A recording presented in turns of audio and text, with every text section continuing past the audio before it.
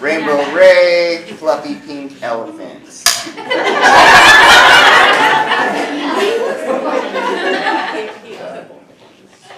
Okay, so I'm Rainbow Ray. I'm Rihanna. I wish I could teach about everything. So I'm going to kind of touch on a few topics. We're going to start with a meditation. We're going to center into our heart space, and then I'm going to talk a little bit about crystals. So let's get started. Okay, so we're going to take a deep breath in. Just go ahead and get comfortable and close your eyes. And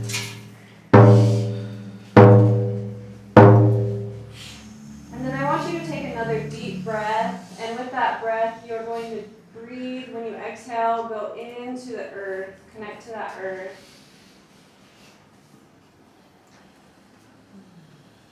And once you're connected to the earth, I want you to say thank you. And you can say this in your mind. Just, keep repeating thank you, thank you, thank you. I love you. Thank you for everything that you've given me. And just give that love back to the earth right now.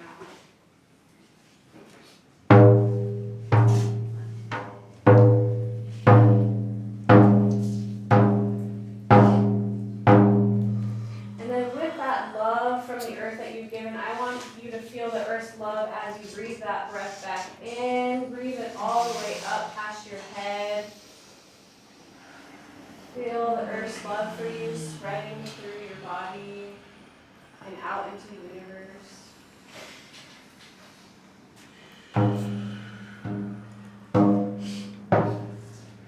And then take another breath in, and I want this breath to come in through your head, and we're going to bring in that universal energy all the way down our bodies and into the earth. So take that breath from the universe.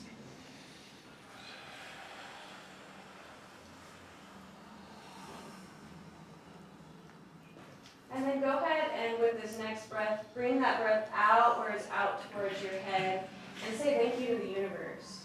Say thank you for everything that you've given me, all the support that I have given.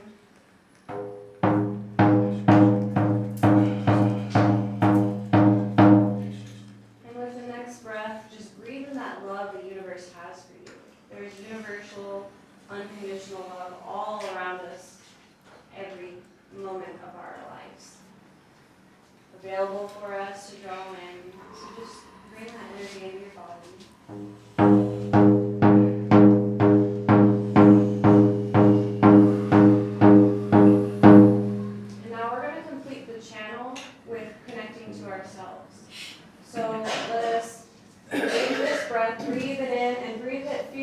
Into your heart space. And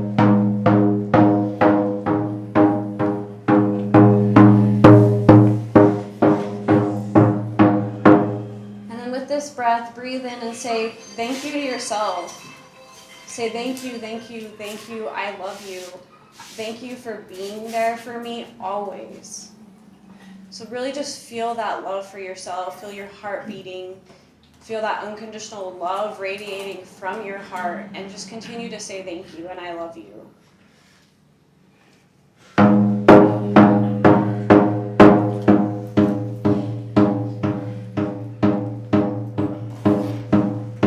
Just sit in that heart space for a little bit and just breathe into it.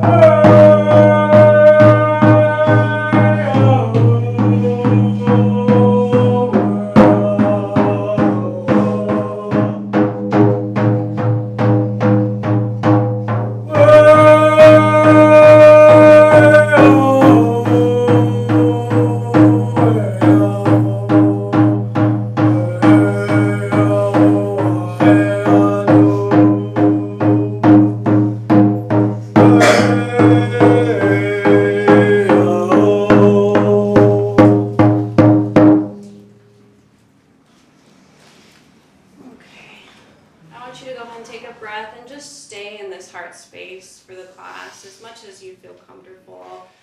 You guys are welcome to keep your eyes closed or open.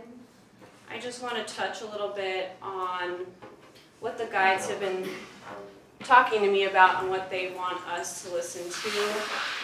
And that's really connecting back to our heart space, back into that unconditional love, that universal love that is all around us. This is now the shift, where we're shifting into that heart space.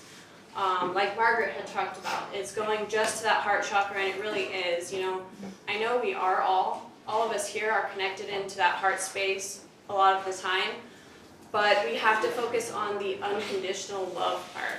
That's been really big in my life, is just learning, like, everyone is a reflection of myself. Everybody is my brother and sister, and I have to love everybody unconditionally. You know, even the people that are, you know, don't like me or who have betrayed me, have hurt me, those are the people we have to especially unconditionally love. It's not like we have to have them in our life. That's where boundaries come in. This is where we can decide, okay, this isn't, I don't resonate, you know, I'm gonna not have you in my life, but I unconditionally love you and respect you for the path that you're on. Because what really helps too is to remember that we're all in different realities. We're all on different frequencies, we're all on different missions. So we can't judge anybody. I like how Kathy was talking about that. It's like, we can't have that judgment because we don't know what's going on in that person's life. And sometimes, you know, we're here to be the bad guy in the story. We're here to be the partier in the story. We're here to have fun. We're here to, you know, create the new world. There are so many different purposes and pathways that we just have to come back to that unconditional love and spreading that outwards. So we all know the heart space, so let's try to connect to that as much. I feel like that's been like a really big lesson for this conference, is just that heart space. And, you know, loving yourself completely is loving all completely. And that's a hard part, loving everybody, because everybody is so different. Another thing the guys really are pushing is that we need to really work on our manifestation of, like, the exact reality that we want to live in. Things are happening so quickly. The frequencies are really high. It's time to manifest our reality collectively. You know, we're not alone in this anymore. Sometimes it feels that way. We kind of put ourselves in that where we're, you know, maybe the world's against us, or, you know, we feel alone. But we are always taken care of. And so this is really key, is to realizing how powerful the creator we are. Every thought we think, every sentence we say, you know, that really influences our reality. So what are our thoughts? What are our emotions? What are our feelings? What are we creating for our space? This is very key, that we step back into our power. The guides just have been, I taught a class on this in meditation a couple weeks ago, but it's just like continuously like, this is what I want you to say, you know. We are creators. We are the gods. We are the goddesses of our reality. So we have to embody that strength and that power and that love for all. So I'm going to transition into crystals because I will go too far off if I don't. So crystals, we'll start with frequency. So everything right now is vibrating. Like the floor, the couch, the tables, you know, us, the walls, you know, the dogs, the animals, the plants, everything has a certain frequency, a certain energy, vibration, and this is a sound. So everything is making a sound right now. It's good that we can't hear it all right now because it'd be a little bit too much hearing like the walls and everything, but we only hear a small sliver. Like we hear about a grain of sand of the auditory of what we can actually hear out of our ears. So everything is a frequency.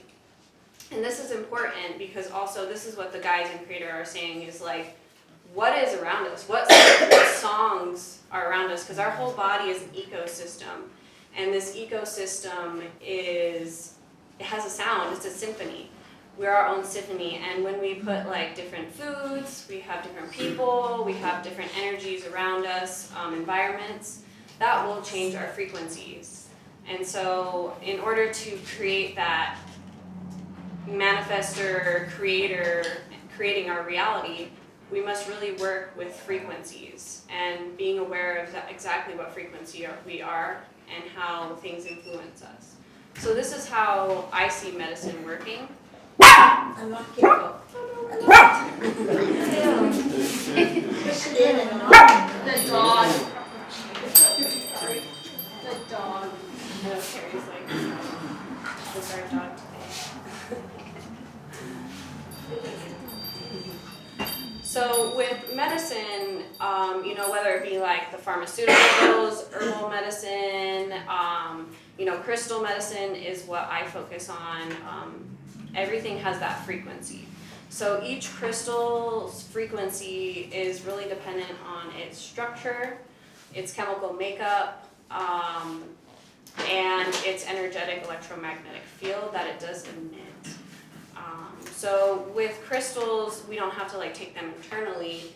They just have to be like in our field, whether it be like in our pocket, our jewelry, our purse, our bra, under our pillow, by our nightstand, just kind of in the space.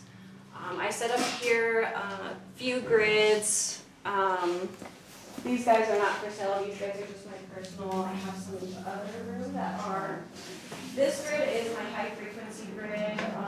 These are some of my favorite crystals. So if you guys want to after, just come up. I prefer not to touch these guys. You guys can touch those guys. But if you want to come up after, just come over here, because if you just want to kind of like put your field in there, this is kind of like an activation, kind of like a spaceship where I don't have to bring these out because they're my like high frequency special crystals. So I wanted to share these guys with you. I also created like a grid over here, just kind of some amethyst and pink calcite. This is a very calming grid to help us calm down. So you can also come to this one. This is to de-stress, release. If you want to maybe start with this and really get start with this one. I'm dyslexic. Start with this one, release, and then kind of go up into that charging energy. Something I really like is grids. This is like an art form. It's not a science. We don't have to do it any specific way. We could just lay them all on the table and just have that energy, and it doesn't have to flow. Like it doesn't have to be perfect. Right? We all think it has to be sometimes. So generally, when you're starting a crystal grid, you can start with like a generator. It can be like the bigger crystal. If this is the biggest crystal, that would be the center. So the generator is going to be the center of our grid. And then we can put crystals around it. I have these guys pointing outwards. You could do a circle, you could do lines, you could do whatever squares, whatever you're feeling.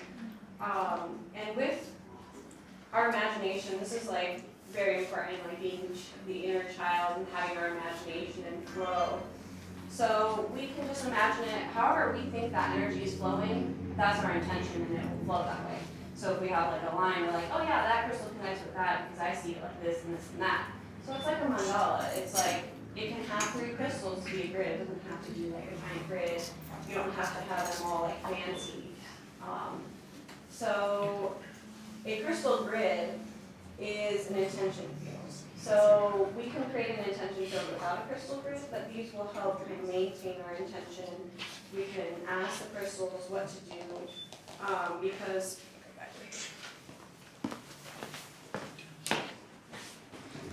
have started with.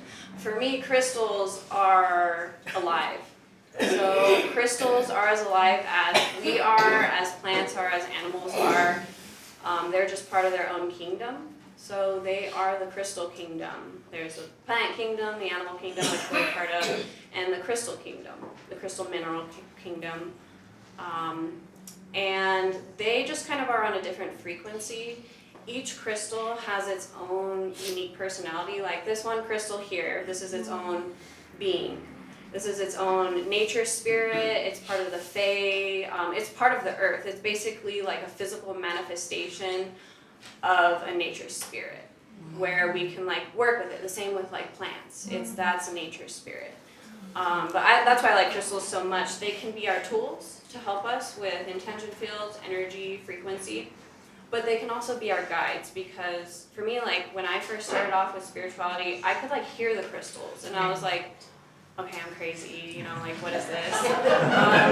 Because it's just my thoughts, and I'm like, okay. But then I would ask questions, and I would get answers that I had no idea where those came from. And as I got like a closer connection with them, you know, I started learning a lot. Like most of my information comes from like the crystals versus like guides. Because the crystals are here of this earth. They've been here for millions of years, some of them. So they really tap into that earth's Akashic records. You know, they basically can teach us anything if we're ready for it. But this guy is his own being right now.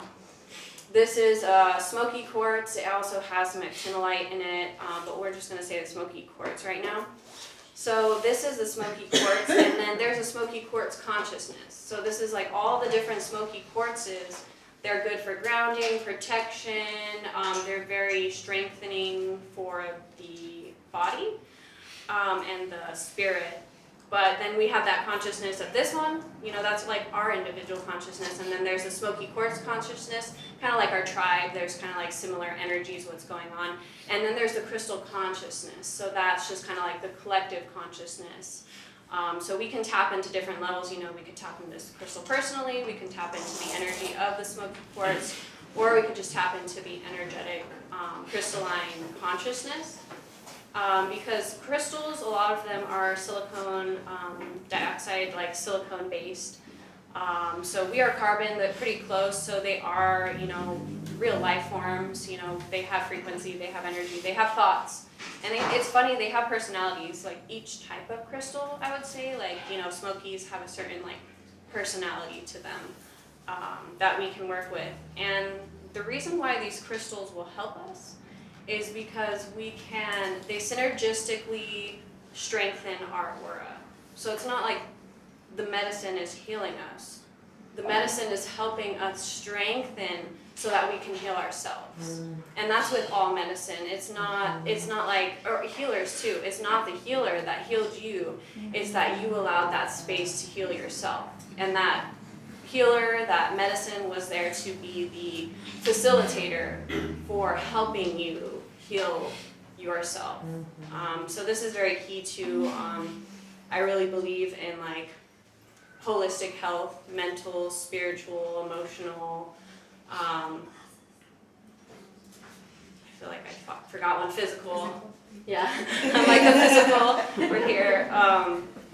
But yeah, the crystals have really been an important part of my life and my healing journey, my awakening journey really is what started with crystals. They've saved my life too, you know, they were there to help bring that passion and to remember like, you know, I'm not alone and I am here for a purpose. So, you know, you don't even have to hear crystals like to work with them. Because most of the time, you know, we work in different ways. There's like clairaudience, clairsentience, you know, clairvision. I don't know what that is. Clairvoyance, yeah. So, you know, with crystals, don't have an expectation, you know. You may not hear them. You might just like kind of feel a sense. You might have a feeling. You might see something. You might hear something. But the crystals are really here to work with us, and they're like our guides. And the same with our guides, because they're saying that too, is just if we need help, we just have to ask for it. Like, it's not just gonna come to us if we're not specific on what we are manifesting.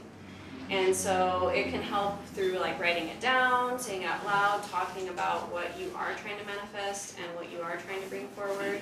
Because then our guides and our crystals can hear us clearly and help manifest our dreams. I want to make sure anyone doesn't have like any specific questions on crystals. I know there's a lot of people, but I just want to see that before I like do move on. And let me see how many questions I have. Okay, cool.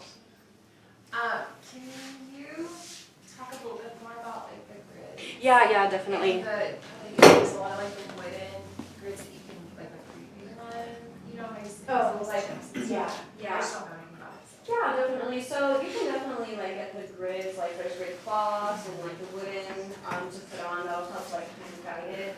But generally, how I do start it is just depending on how many crystals you do have like in your collection.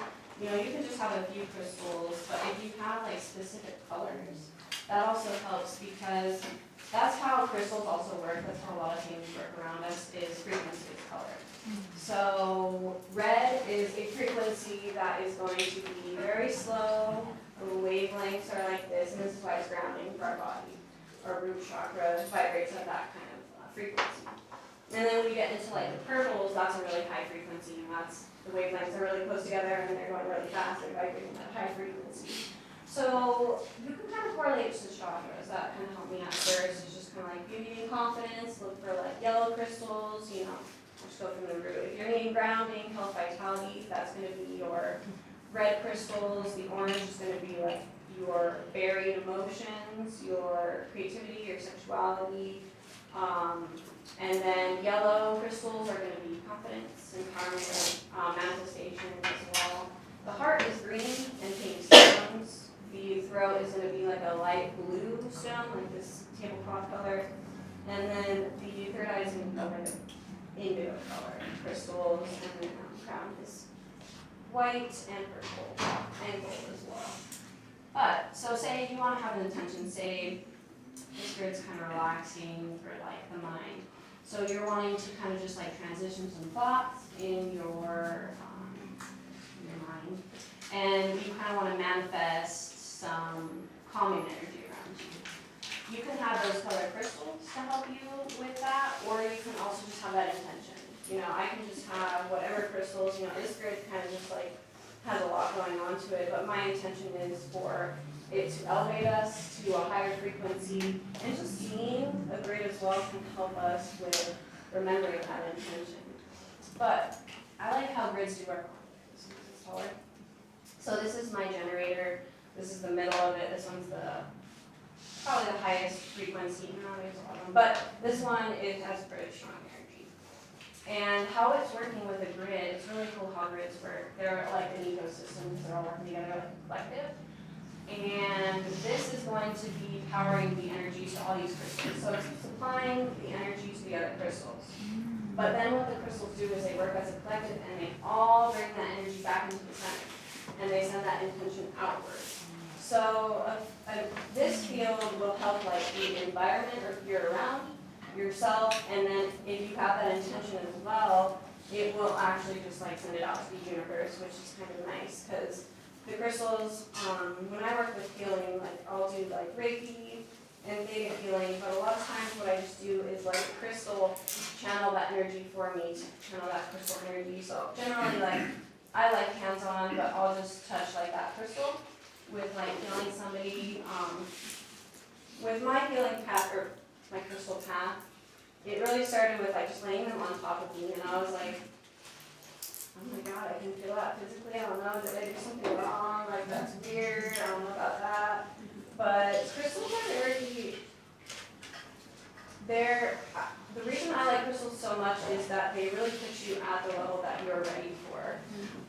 Generally, they won't shoot you out into the universe unless you're ready for that. And they can do that. There's some really high frequency crystals that'll just shoot you out into the astral. People have probably heard about like moldavite and herkimers and stuff like that. But they're very personalized medicine for you. It's like your own little personal healer that's with you. As long as you let them know what you want to heal, they really work with you. But I like crystal grids because it's an art form. You just flow with what you feel is necessary. You know, sometimes my grids are just like a pile. They're not pretty, but like I know the energy's like moving in certain ways because I'm like, oh well, this crystal's here and this crystal's saying hi to this crystal and this crystal's working with this crystal. And it's just like infinite amount of energy. Like anything you do want to know, you can like channel that energy, kind of feel it, you know. meditate with the crystals. Meditating with crystals is often really cool because it'll get you into that really high frequency, peaceful state. But yeah, I don't know. Do you have any specific questions on grids? I can like talk forever, but I do gotta watch out. When you talked about the middle crystal there being the main generator, is that because of the terminators on it? You know, you can do that definitely. I generally do it the larger, most high frequency crystal. So, like, let's see what I got here. Like any of these could be generators because these are really high frequency. You know, like if you had a tiny moldavite, like this little baby one here, let's just see this is small. This one could be a generator as well. It doesn't have to have a point. It could be like this. But basically, the larger high frequency, more powerful crystal, I tend to put in the center because that will help kind of, it's like a battery for the grid. And when crystals are in grid, they'll kind of maintain their energy for longer versus like if you just have this one crystal, you'll need to kind of charge it with sage a little bit more often. Tammy, are we going to like 1040 or are we doing 1045? He has a timer on you. Oh. At 40, you only have 10 minutes. You have 10 more okay, I minutes. got 10 more minutes. No, Okay, I it's thought- not 40 yet. You still Yeah, have. yeah, I got 10 more minutes, yeah. Wait, you're gonna. I thought I was still 40. Okay. No, you still have, you got 15 Okay. minutes. Any more questions? Over there, over there.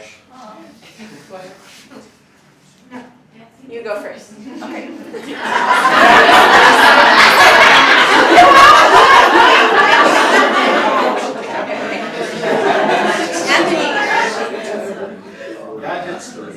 Okay. How do you feel about polished stones, polished like crystals? Oh yeah. Okay. Does it take like a lot of the frequencies away from it, or changes the dynamics of them?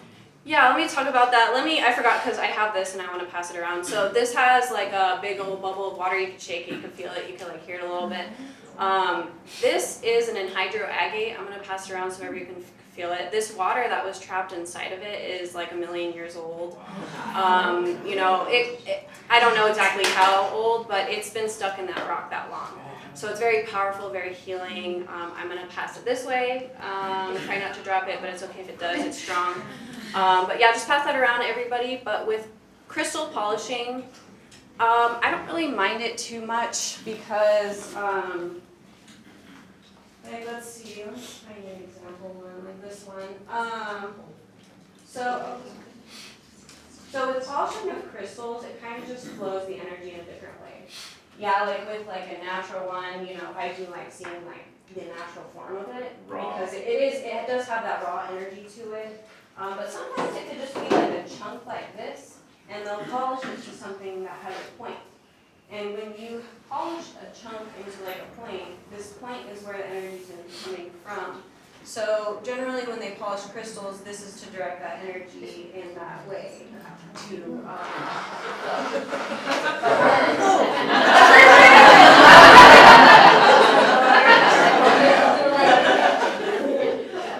and then when you get like spheres like this, the energy is going to be more spherical. So it's going to flow in like a very, well, if it's a cube, it's going to bring in that sacred geometry like this one.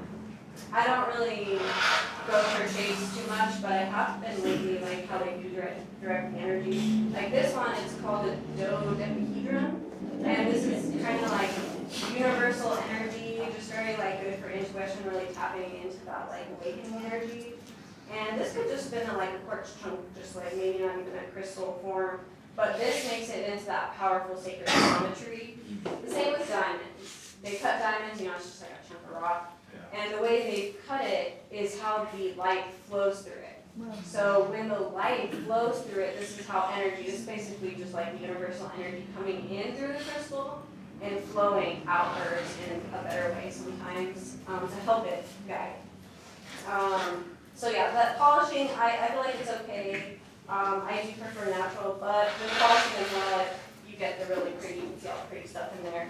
But it does maintain its energy, you know, and with also like over mining and like breaking crystals and this and that, you know, it's all an energetic flow of there's crystals available for us. This is our Mother Earth's gift to us, you know. I do, people do mine over mine, but it's all with intention that it's gonna go to the right people for the right energy, to create a crystal grid around the world, basically. Okay. So my guides told me to bring this stone with me, and that somebody would be able to explain it, so I'm hoping you will be able to. Let me see. It's a ruby record keeper. Can you explain to me record keeper. about the record keepers? Oh yeah, okay, so the ruby is very powerful, it's very grounding, strength, vitality, the heart chakra. Ruby is very high frequency, and record keepers, so each crystal has a formation, generally like crystal points, but also some minerals can have it. Where record keepers are triangles that will appear on crystal faces, which is a crystal point, or on certain other minerals. And a record keeper basically is to allow us to connect into that Akashic record. So it's a very powerful formation. It's kind of rare to find it. I really like to kind of just hold the triangles, and they will unlock information within us when we're ready. And it's cool with the record keepers. It's kind of like an infinite library of information, so we can kind of tap into that at different times in our life and get different information. So I love record keepers. They're very powerful. Okay, I saw you first, and then you had your hand up at one point. No. But I'll go with you in the back. Okay, so you brought up like over mining and I wanted to ask you your opinion on that. Like, I know that you sell crystals, right? Yeah. So there's that. But like, what is your take on all that? Because like with the work that I do, I don't purchase crystals Yeah. because we are taught that medicine is to find you, and it's meant to find Right. you, and it's meant to be gifted to you. Because that still falls into the ownership of like, I have the right to buy you, I'm owning you. Yeah. Right? It still falls into giving money and funding for the mining. Yeah. So like, what is your take on that? So for that, like, it's all just kind of like an energetic flow, I don't necessarily see it as bad. Like right now, like China is just like taking over the crystal business. Like every country that there is crystals, it's just very, they claimed it. But at the same time, I don't see that as bad, because it's just like that's the part they're playing. They are taking a lot of the crystals. But for me, like, there's infinite amount of crystals. There's still crystals growing that we haven't even opened up. Like in Mongolia, they just started mining in like 2010, only for like a short amount of time. But all these crystals have been in their pockets, still growing. I don't necessarily agree with it, but at the same time, like the crystals will talk to me and be like, this is their way of coming out to everybody, because like we really need this medicine, whether it be just kind of around us, but the earth is kind of bringing these outwards towards us. So like China, they are just kind of the facilitator for bringing those crystals to us, and we can have that intention for them to be like pure, because yeah, a lot of times it's like, oh, I just want to make money, but it's an energetic flow, and with medicine, it does get mistreated, and with the earth, it does get mistreated a lot, and with receiving these crystals, we can heal the earth through our intention and our love, because there's a lot of hurt in the world, but we can definitely create that high frequency love for all. Okay, I want to go with you because you had your hand up first. It's cleansing, a little bit more about cleansing crystals and how to energize them. Like Okay. if they are lost energy. Yeah, so I like to clear them mainly with sage, because it's the safest for all crystals. You can always put them in like salt, put a bowl of salt near them. I used to do the sun, but I don't, because it takes a lot of color away from some crystals. You could do the moon for charging up, but sage, smudge is my favorite. For charging them, you can put them next to other crystals, but my biggest thing I do is intention. So just kind of our power to cleanse and charge them up. But yeah. I'm so sorry, teacher, but I'm teaching. Also singing. Yeah. Singing to our crystals. Frequency. Using our voices as sonics, right? Toning, humming, voices. I don't get it. So we can do the cueing and the charts.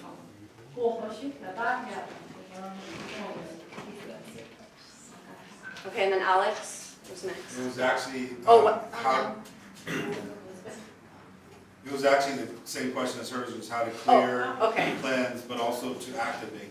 Yeah, activation is really intention because we're the creators. So I used to do the sun, but I just do intention now and just kind of like also putting them in grids, putting them all together. That charges them up a lot. It maintains the field. Now, what are your thoughts about crystal skulls? So the crystal skulls, I work with them somewhat. But it's interesting because I have connected with a specific skull, and when they are in that shape of a skull, of a human skull, it really brings in like a humish consciousness almost. Like when I talk to my crystal skull, I can hear it more with like English that's like more smooth towards a human, but with like other crystals, I kind of have to like translate the frequency. But with crystal skulls, like they talk to you like, I don't know, like they're English teachers, but they're very smart. They have a lot of knowledge. So I think schools are really cool to connect with, but I don't often because I personally don't. But they're very easy to hear for me at least. May I just last Yeah. quick question? So you mentioned that when you clear them with the sun, they like it takes their color away. Mm-hmm. So, and I have like it's a twofold question. So does it come back when you overdo it? And I remember once a friend from Utah had given me a crystal that I wore. It was totally turquoise, like darker than your cloth hair. Mm-hmm. Then I wore it and it became green. And then I gave it to someone else and it was back its colors. So I'm like, That's interesting. Yeah, crystals will do some interesting stuff. Do you know if it was chrysocolla? That's the thing. I Yeah. had no idea. I wonder because like when a stone is in the sun, it's not going to gain its color back. It's just going to get lighter. Certain ones don't do it, but like let's say this, like that purple. If I left that in the sun like every single day, it'd probably be like a light purple. But with that one, I'm wondering if that was chrysocolla because some crystals are actually have water within them, where it's not like in hydro where there's water, but it's like in their chemical formula that there's water. Like selenite has water in it. Chrysocolla does. Opals do. So this is why sometimes like opals need to stay in water to be stabilized because they'll just break apart. Selenite will dissolve in water because it is water in it. And then, but crystals energetically will do something different. Like sometimes it will kind of just like, it'll look different. You'll see different like breaks or fractures. So I think a crystal definitely does evolve with its individual person that it's with at the time. There's crystals in Silver City. Oh yeah. They're called Silver City amethyst. Oh yeah. But those, if you leave them in the sun, they get more purple. Oh, interesting. You take them out Yeah. of the sun, they get lighter. Yeah, I could see that with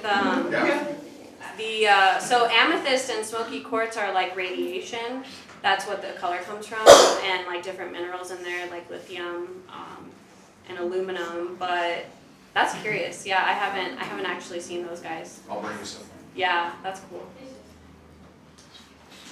How do you feel about how the little crystal growing pits? So I don't know too much on like lab grown crystals, but I have been around like a vendor. He was from Russia, and he was like, growing crystals is like an art. Like it's a lot of work, it's a lot of time, and like I've seen some really cool lab grown crystals. I actually haven't worked with any personally, so I can't really. Well, I guess there are man-made ones, but I don't know too much on that. I never tried those. But I think that would definitely be cool because I've seen people do them like on bones or skulls. They'll like grow crystals on that. I think we could definitely put our intentions into those because it's kind of just like working with, I don't know what minerals they use, but it's using minerals and creating that. Eventually maybe I do want to work with that because something that's like the crystals talk about is like crystal alchemy, and like merging crystals and this and that, and like I don't know what that means right now, but like yeah, it's an alchemy, so I think that would definitely be sacred for like if you're creating that intention for yourself to create that. I went to a crystal museum and they have a bunch of like man-made crystals in there. Oh, They're so unique and so beautiful. Yeah. Things I've just crystals I've never seen before. So good. Yeah, definitely. Okay, what are we on time? Are we okay? Yeah, you're good. Okay, we got a couple more Done. questions. One more question. One more question. A van. Yeah. Let's go. Speak. So here's a really crazy idea. It's not a question.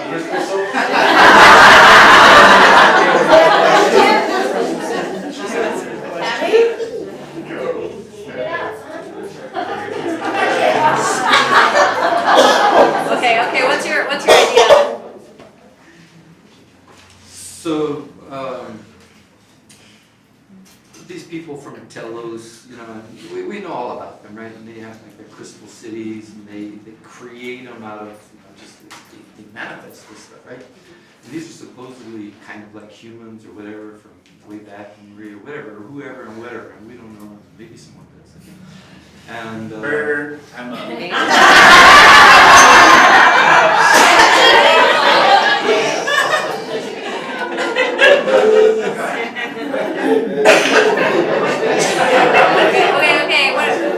Okay, Telos. What about them? okay, so they have that crazy idea, right? You know, or not, you know, I mean, that they can just, you know, just manifest a damn house, you know, or this or that, right? You've Yeah, heard of this, right? Right?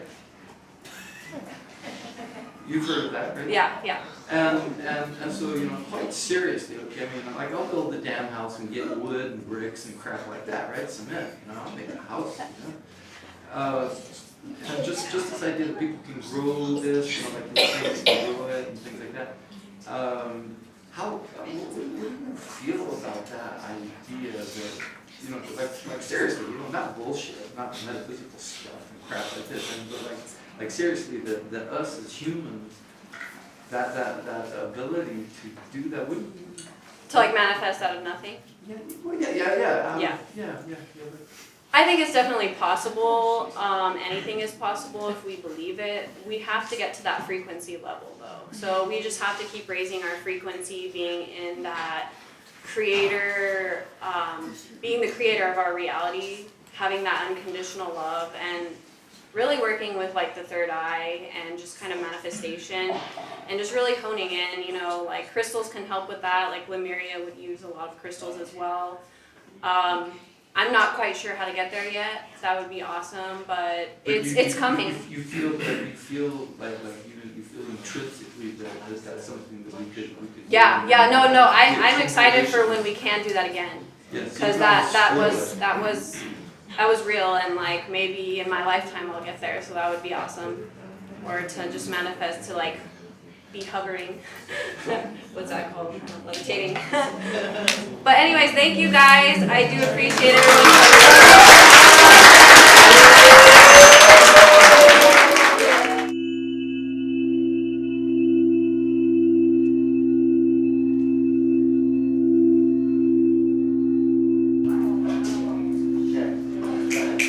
Hale, take two.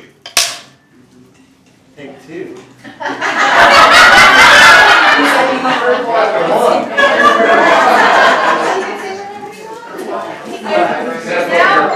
Now he's the devil.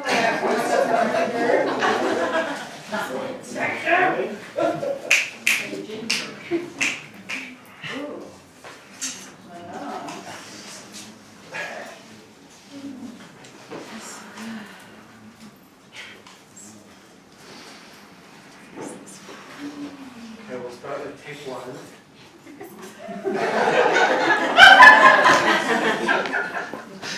So we're gonna do a show and tell. I have a squashy friend, which was made by Rachel over there. It's a birthday gift. It's all charged up. So he's great. So yes, you guys can check him out later if you want. Okay, I'll watch.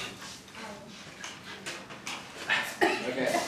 First, I'm going to start off and read something I read on Facebook.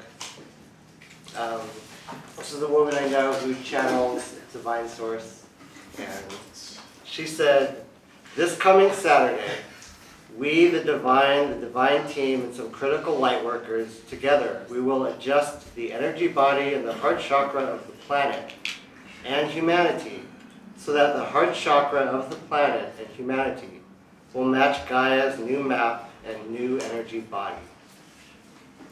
So I think that's what we're doing here today. Okay.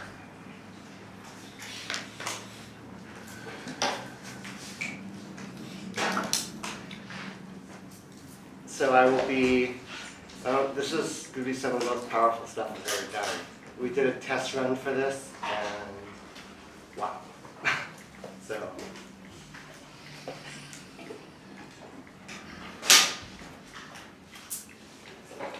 So I will be channeling Hathor. I'm going to start off with some of my own Lumerian light language. Hakancha de mehodena hakanto lagonda hasenko lohoka hachanda holea.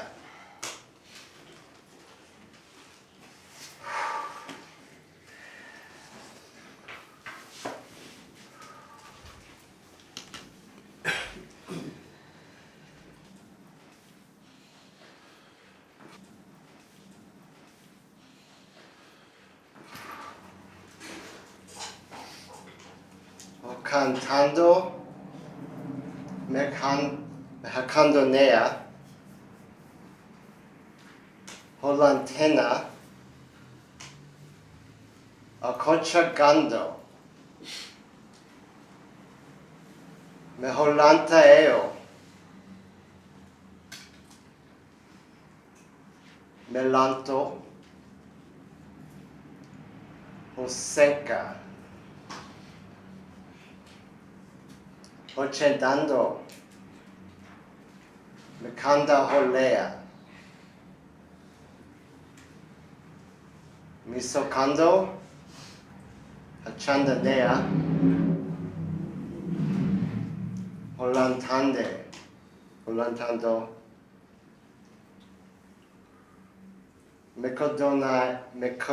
Mekodanea,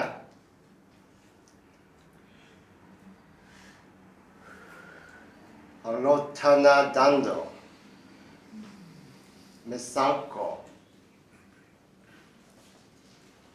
Mechantona, Mecantona, Misanto, Volanto, Micadando, Volatando, Mesake, Hochantadena, Micantadena, Holatadena, Mesankando, Metondai, Mechanto,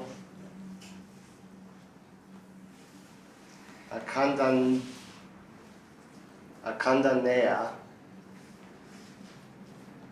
Hisoka, Menchontando,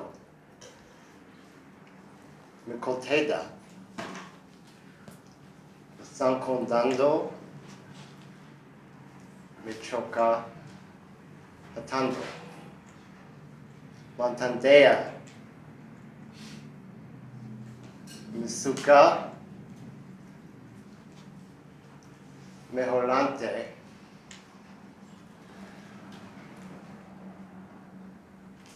Mekudai, Hakantontanea, Asankadea, Michotai, Hankando, Melanto, sakea, hatondanai, mekolanto, hakanda, untadea.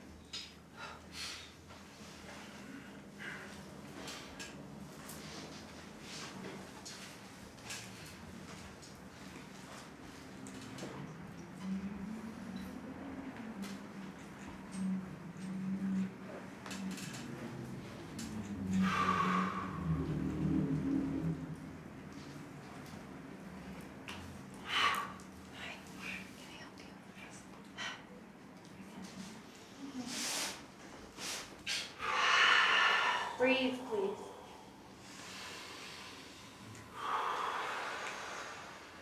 In your nose, relax your jaw. You too. You just got what this is. Okay. Hang out. Ooh, there we go. Welcome home, brother.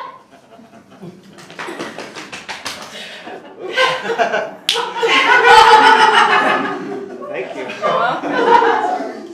It's so funny.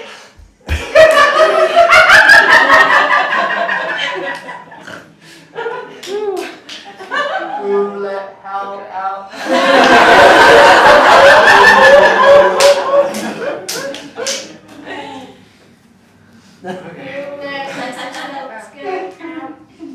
Okay, take 3.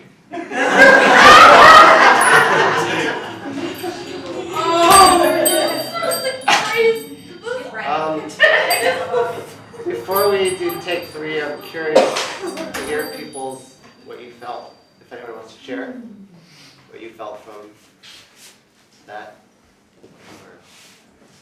I felt my head expanding. I felt a change, a shift in my consciousness, and I just kind of felt like my head was expanding, my consciousness was expanding. Wow. Oh. I just, I felt you were almost like you found these things and now you were releasing them, whatever they were. And that it was almost painful to get it up and out. Oh, interesting. Huh. But then it flew, so. I'm just gonna zoom the camera back. I was building, I don't know, I was thinking Crystal, and I don't know, just started yelling, and I was building. That's what I was starting to see, my hand was just going. So I had to go, I just started building. Like a building or? Like crystalline building, like building, like I was just seeing a lot of crystals, like building. Like a city? It was just like, no, yeah, it was like a building, I was building a structure, like a city over there. I think that was Telos you saw, the Crystal City. I felt like you took us to another time and place, and we were stuck there momentarily. Really? Yeah. And for me, it just felt familiar. Yeah. Like I was just hanging out with scenes or ideas or people that I knew. Oh, wow. Yeah. Mine was in the silence afterwards, and you just created the silence. I felt tingling down my spine. Oh, wow. I feel the same. So, I feel like this happens a lot with us, where you kind of trigger other people just trigger me into like a vision and sorry, it makes me want to do it. So I've been, my tree has really been out, the cedar. And so when you started doing it, well, that doesn't make sense because the cedar has the needles. Anyway, there were leaves. Maybe I turned into a deciduous. I don't know. But leaves all of a sudden. I don't know what's going on. And so when you started Wait, will doing you it, come over here and tell it so the camera so, can see? so, well, I have to kind of do it how it did. Okay, yeah, So, that's fine. when you started doing it, the leaves just picked up, whoosh, and then there's they're just flowing and flying all over, and they were just taking what you were saying. You were doing this current just around, and it was taken in with the wind, and it was traveling around the world and swirling and doing the snake-like rhythm, and then they settled into the river. Wow. And then the river took the leaves down around, and it went down a waterfall, and then it went to the earth, and then the rocks just like whoo, soaked it in, and just like went right into the center of the earth, and it's awesome. That was it. Oh my gosh, I don't know. It was awesome. Thanks, Hale. That was pretty cool. And thank you, Hathor. Yeah. The dragon. Last night when you started talking and so I took pictures of Hal last night in the backyard, and he was talking, and of course they showed up, and the orb showed up where you would connect the dots, and it was the outline of a dragon's head over the house. From the house to the trees to the sky, the orbs looked like the outline of a dragon. I'll show it to you later. But it's not the first time that they come through like that. But from what I've been able to notice with loved ones that are talking star language, it's an invitation and comes through. So when you're there, it's going to come through. The door's open. So yeah. So I'm running around, doing all kinds of stuff, right? And I walked in here and it's like, whoop. And I swear as soon as I stood right here, it was just like going, and I was like, oh, hey guys, what's up? I'll step in for a minute. I gotta go fill the water. I saw everybody like in, and I saw all kinds of like nations coming in, and I said, dang, hell has all kinds of like fairy creatures and marrying creatures, and I was seeing all kinds of things in here, and I said, okay, gotta go fill the water, guys, be right back. That was my experience. Yeah, so part of it was struggling to have the openness to perceive it, but then there was times where my thoughts would wane a little bit. But it was like a dark sky, like a dark purple sky, and then there was like a cloud, like a grayish cloud that was kind of like circling. And then there was called smoky quartz, I think it was. Like at the tip of it, but it was kind of going up like a really slow cone. So it was starting off really slow, and then it was kind of like picking up as it was going up, and then it was shooting like a white light out of the tip of the smoky quartz. So that was interesting. So yeah, my eyes were closed, but I was like I was trying to I could hear other things, and my mind was wanting to like wander, but every time I could focus, I could actually see it like slowly moving. It was pretty cool. So yeah, thank you. I appreciate it. Hi. Hi. Good. Thanks for healing. You're welcome. Can we do a little bit of a process together? Yeah. Would you share with me where you were at before I came in and kind of your experience? Before you came in? Yeah, because you weren't here. You were gone when I came into you and said, do I have permission? You said yes. Oh. And I had to go get you from someone. Oh, okay. I just felt like these waves of energy, and they were like, just like, and I could just feel them going outwards. And yeah, I don't know where I was when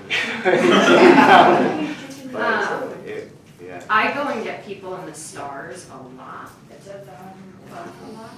That is the first time I've gone into the earth to get someone. Oh, interesting. And Sasquatch came and you had to back out, and you've never backed out that far, and you just went in a hole. And the big dark, as my 3-year-old calls it, when we drive out to Michelle's house out in the middle of nowhere and we drive back, don't take me to the city, I need to be in the big dark. The big dark in space is nothingness, right? The dark under the earth is everything. And it breathes and it speaks and it itches and it reaches. Yeah, that's the first time I've ever gone into the ground. Probably because you're used to working with starseeds, and I'm not. I'm a Lumerian, so. Very clearly. And you're your own little light source. You were just like running. I like dropped it on the ground and was like, no, fuck this. Running, and Michelle's got the rope hooked up to me, and you're your own light source. And you're just I got out far enough, like someone grabbing the ship. And it felt like running after a little kid in a really weird way. I have a 3-year-old and a 5-year-old, so I was like, oh, I'll play this game, boy. And what was really fun and nice is a lot of times working with starseeds, and I think everybody can relate to this, that it's really hard to want to be here, right? Like, I don't want to be here. Yeah? Like, I don't want this planet. It doesn't feel right. And what I work with starseeds, that's pretty much it. And the thing that's coming up a lot right now is you have to love your life enough to want to be here more than you want to be there. Because you picked here, and if you don't, that's your own shit, and handle it and change your life, right? And you wanted to come home. And that was a really nice feeling, and grabbing you was the same way when I chased my 5-year-old down the block. And then he's so excited to go back to his basement. So also thank you for that gift of trusting me and letting me come get you. And find an earth person to help me, because I don't want to go there. And I would offer there's something here in the connection you two just made in the moving of energy, that if you're going to channel big things, it's best for you to have a tether. It's why we can do what we do. Okay. I think that's something else. This is the first time we're doing this publicly. Oh, wow. This isn't every day for us. Like, we live this way, but this is the first time we're holding space like this publicly. And so I think that's an important thing as we've all kicked up in vibration, is to know that we're not meant to do this by ourselves. And it's a way to stay safe. Back up, Lishi. Derrell Stokes, just to add to sister. So it is time now for the new world, to be part of the new world. A lot of us galactic souls that come here in bodies in human form. Yes, we all have this resonance, and yes, we yearn to return. But also as like a safety, to come out and to see, this is who we are. In human form, now you're seeing our galactic self. Before, it was difficult. It was difficult, so we had to hide. Only the right resonances are allowed. Okay, I see you. Come out. You see me. All right, good. Now go back into the shadow. Now go back into the void. That is our hiding. It was a defense. It was a safety in order to operate in this density. But it's time now, like what Sister said here, from what the highest realms are sharing in your hand. It is time for all of us to find your teams. Whether it's one person, whether it's 3 people, whether it's 4. Because the new humans, the embodiment now, embodying these frequencies in this 3rd dimensional vessel still, it's getting more and more difficult. So when you're with your team, now we're anchoring in much more easier, much more. So like sisters here, Akaya, there's the team, family. That's why you guys are here, and we honor Tammy and Anthony for holding this space, so that you can find each other, you can harmonize with each other, because each of us has the resonance from different vast star systems. And so when one person tries to do this by itself, remember the planet is also going through her changes and her ascension. So poor Hale is right here trying to be gone, but his vessel's still here, and now he's bringing this higher vibrancy back into this third dimensional tool, and it's difficult. And so it is very important for all of you, for all of us, for all of we, to now operate in your teams. Call them forward while you are here. Ask for your teams. This is why heart, you know. Who knows? Resonance. This heart resonance. Resonance. Because the vessel, third dimensional, is water. The majority of body is water. So that resonance, when you meet someone for the first time, oh, there you are. It's been a long time. So this is important for us now. It becomes easier. And when you are ma'ana festing. When I say ma'an, that's your breath. We were doing a lot of breath yesterday with the air, honoring the air elements of our being. H2O.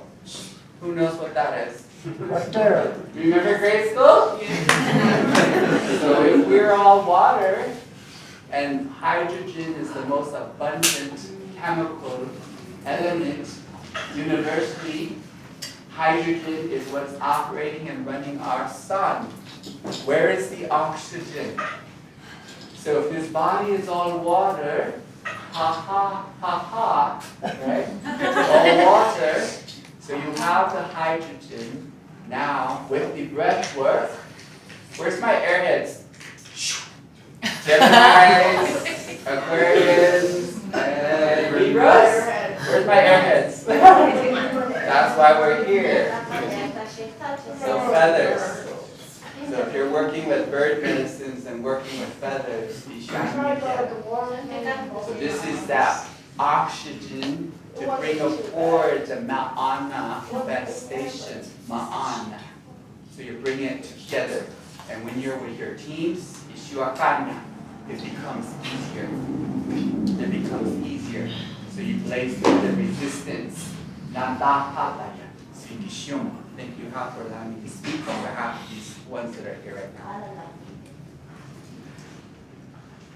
Anyone else have anything to share? How much time do we have? How much? 15. 15? Okay. I thought, since we were on the subject of earth seeds, and I think this is a subject that's not well known. So if you all want to hear what I've learned about it. Yeah. Okay, cool. So this has to do with the Great Earth Experiment, right? There were, so it began a long time ago, and you all have heard of the yugas, right? The Satya Yuga, the Treta Yuga, right? The story of the yugas is this story. There were going to be 4 soul groups created. Each one, morality would go down by 1/4, and abilities as well. So like a calf with a leg cut off of each one. The top, the very head, the top was Sasquatch. So they had the highest heart resonance and the highest consciousness in the universe, which anyone who's met them before should not be a big surprise, I would think, right? So they were like kind of the perfect being. They were actually created in Eden, which was in another dimension, right? So I believe some of the people in this room are probably there. So, now, the next group are the Lumerians, right? They're actually, their real name is the people of Mu. And they came to Earth about 4.5 million years ago. They had the same heart consciousness as the Sasquatch. Oh, no, sorry, the same heart resonance as the Sasquatch, but lesser consciousness. So their consciousness was a lot lower. So then they had their time, which was a long time, and I'm sure most of the people in this room were there at one point. Then came the Atlanteans, which they had higher consciousness than the Lumerians, but lesser heart resonance. And they also were not all connected. They're not connected in the same way that a lot of races of beings are, most races, I think. Like, they're not all connected. But they had very high consciousness, very high honor, but they didn't have the heart resonance. So that was the calf with two legs. So I'm sure a lot of us were there as well. And then finally we get to the Kali Yuga, which is when we're now, and we've just finished. And that started about 5,000 years ago. And the Kali Yuga group has the lowest consciousness and heart resonance in the universe, I believe. So they're like they're different. So, and anyway, we've just finished up with that civilization, and so now we're all, like, from what I've been told, the 3 human soul groups are now all going to be connecting as one. So the Lumerian, Atlantean, and Kali Yuga. So we're all going to be like one human race from now on. And the Earth experiment was, from what I've been explained, is what created the ascension. This was the ascension, was all connected to the Earth experience. And it wasn't just for Earth, it was for all the star seeds and other star beings to come and be a part of it, too.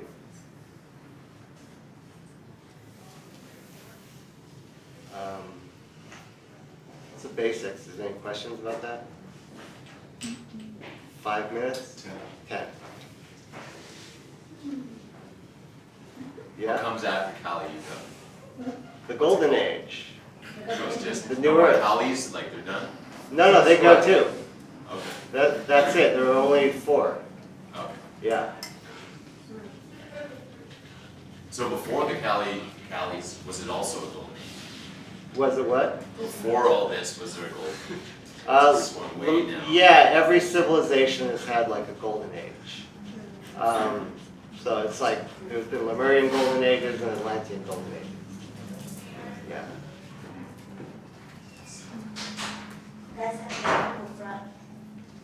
What are we gonna call ourselves? Oh, you choose a name. Inocente.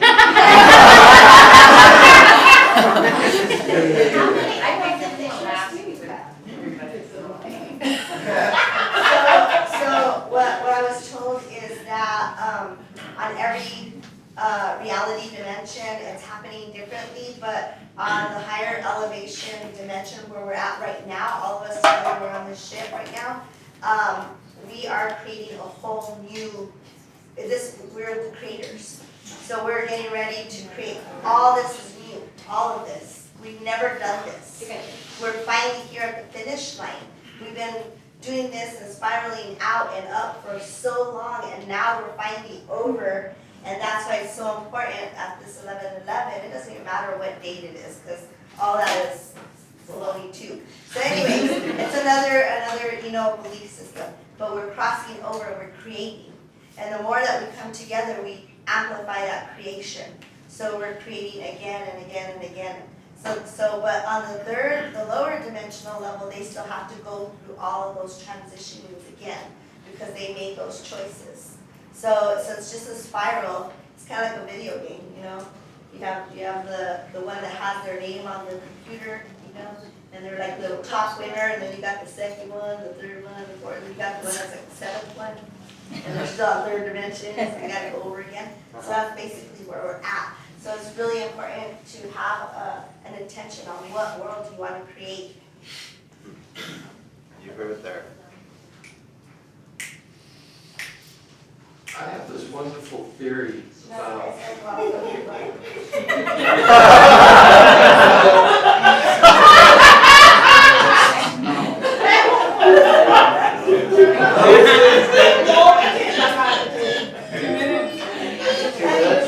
About free will. And you always do it last. So I have this wonderful theory about free will, and calling it BS, like total BS. Because we give ourselves, you know, a really hard time, you know.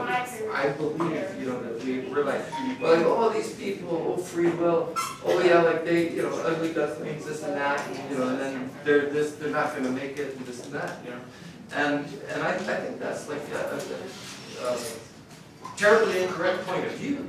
Because if, for instance, we've been like smashed down and harvested and turned, you know, into what we are, you know, against each other, then if someone says, oh, well, here's your free will. You have Wendy's and you have McDonald's.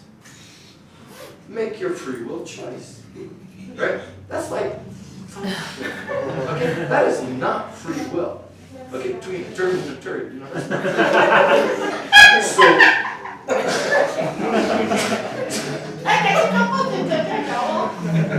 So I am of the impression that our planetary situation is 8 billion people that can choose between, you know, free will.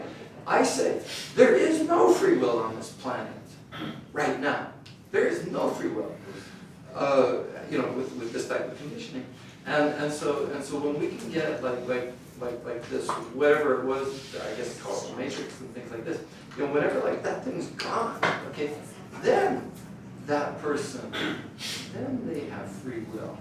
And for me, like that's where, like, okay, if we're going like, you know, like yell judgmental on people, you know, like McDonald's and Wendy's, no, can't go judgmental on that because it's not even free will.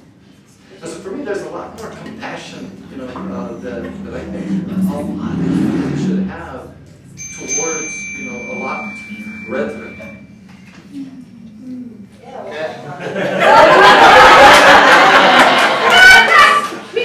What you talking about?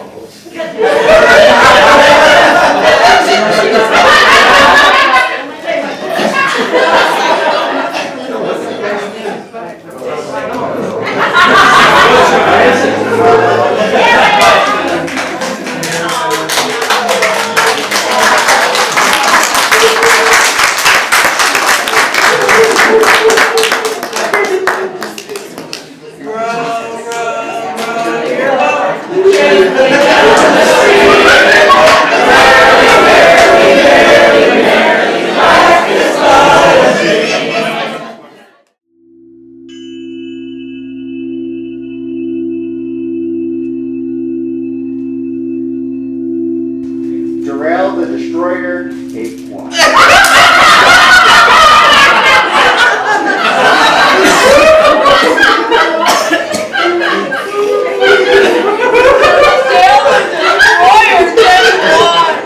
I guess that would be true, because when it comes to silence, it ain't happening, man.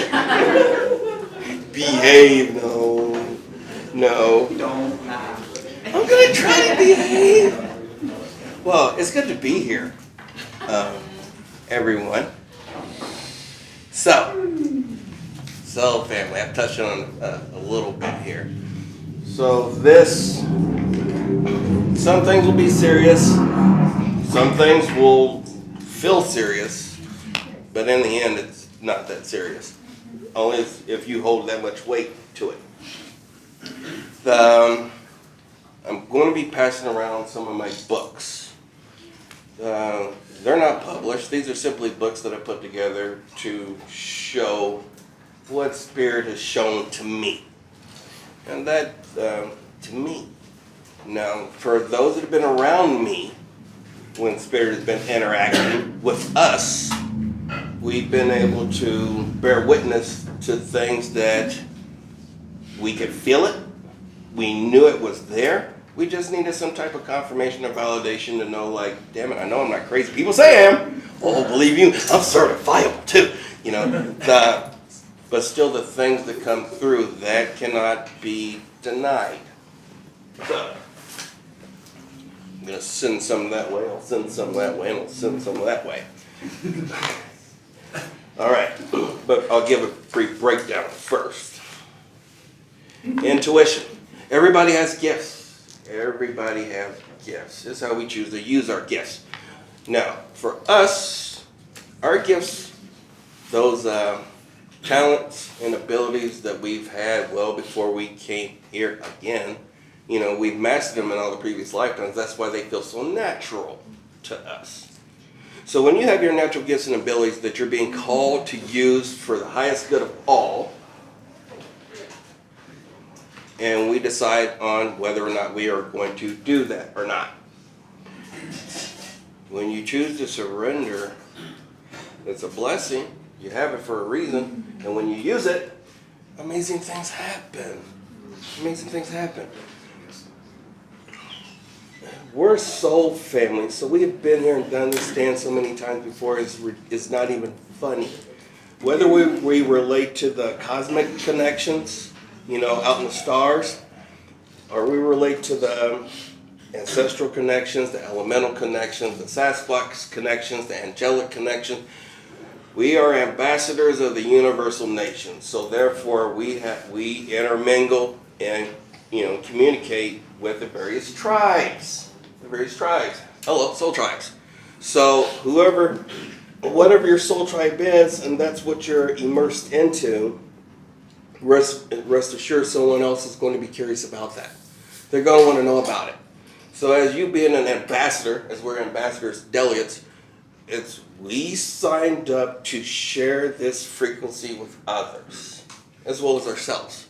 You know, and of course, when you go through the birth canal, we tend to forget that we signed a waiver to come here. You know, and it's like, oh, give me the most challenging, difficult stuff you can get. Oh, really? Sure. Are you sure? Can we get that in writing? Can we get that in writing? Yeah. And give me the most crazy family that you can send me to, where they don't really understand me, so. You know, so next, you know, here we are. And it's like, damn, deja vu. Some of this feels vaguely familiar, and some of it's like, some in a good way, some in a bad way. But here we are, nonetheless. And then, of course, we were like, damn it, I want to leave. Call beam me up. No, you signed a waiver. Signed a contract. So therefore, you're not getting out until you're done. Fine.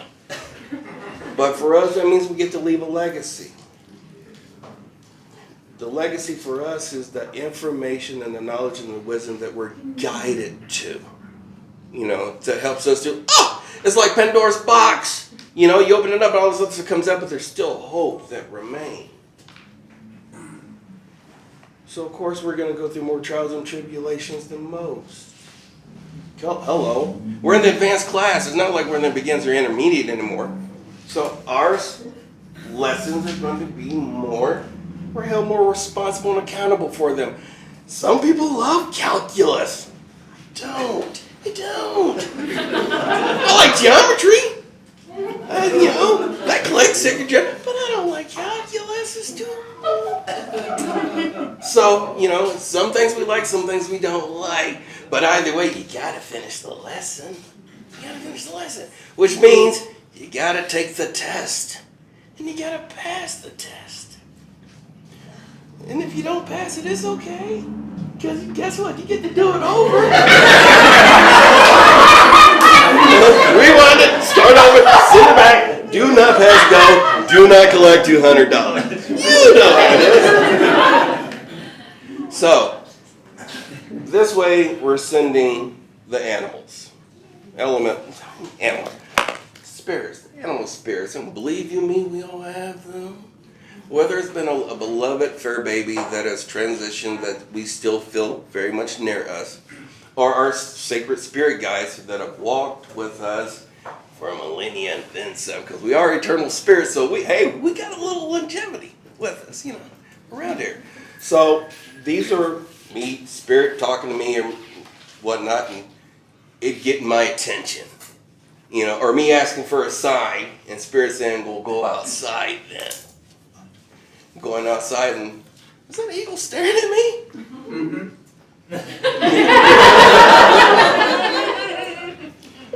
Eagles, hawks, dragonflies, bees, cats, dogs, grasshoppers, praying mantises. Animal medicine, our ancestors knew it well. They absolutely understood our brothers and sisters, the four-legged kind, of the etheric kind, of the spirit kind. Look, we got a lot of family in a lot of different forms.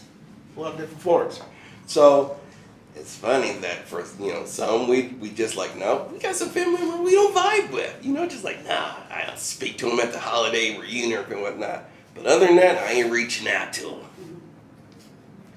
But you do a disservice when you choose not to allow yourself to be that bridge of peace.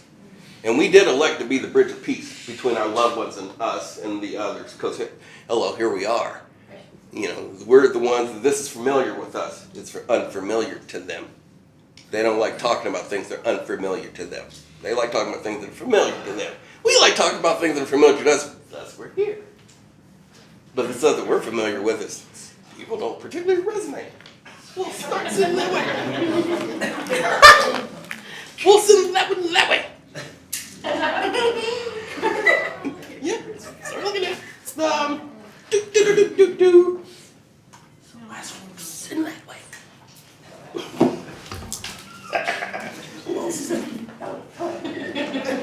Okay.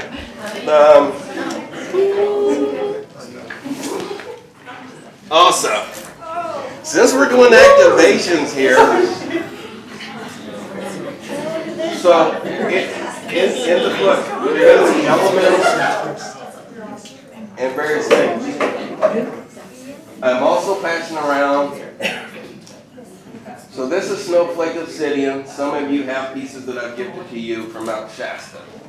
So when I was called to the mountain, it called me. I've never been there before, but it called me. So, and I gathered various pieces of snowflake obsidian to pass to people that soul family. So as I pass this around to you, and you just, snowflake obsidian is great for removing the crud, the negative stuff, whether from your stuff or somebody else's stuff. It's a great shit remover.